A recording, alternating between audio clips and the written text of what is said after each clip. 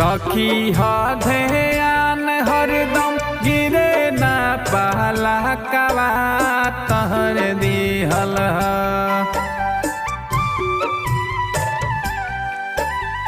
रखी ह ध्यान हरदम गिरे ना पहला कवा तहर दिहल छठी माही गोदी में बहला कवा तहर दिहल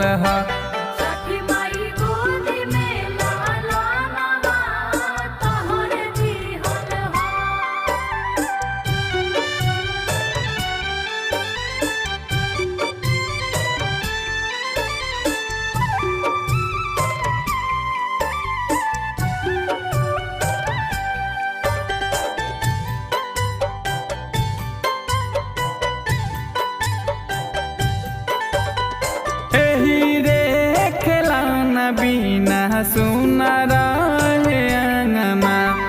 पूरा कैलू माई जवन मंगल रहनी मांगना एही रे खिलौना बिना सुना रहे अंगना पूरा कैलू माई जवन मंगल रहनी मांगना माई हऊ दिहलु माई बने वाला कवा तहर दिहल माई हऊ दिहलु माई बने वाला कवा तहर दिहल छठी माई गोदी में बहला कवा तहर दिहल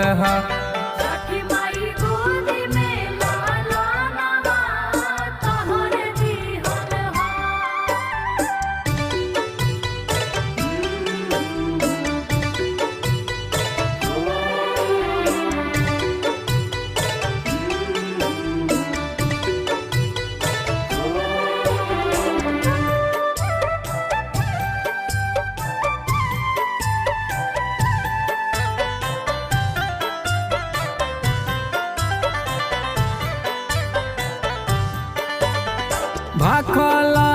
भखौटी छठ पहिला उठाई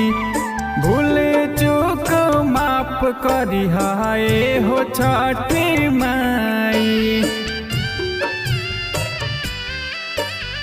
भाखला भखौटी छठ पहिला उठाई भूल चूक माफ करी हाय हो छठी माई पिंकू विकास आशीष पवन छोरे पहरा कवा तहर दिहल राजू संजीव साहिल गोलू छोरे पहरा कवा तहर दिहल छठी माही गोदी में बहला कवा तहर दिहल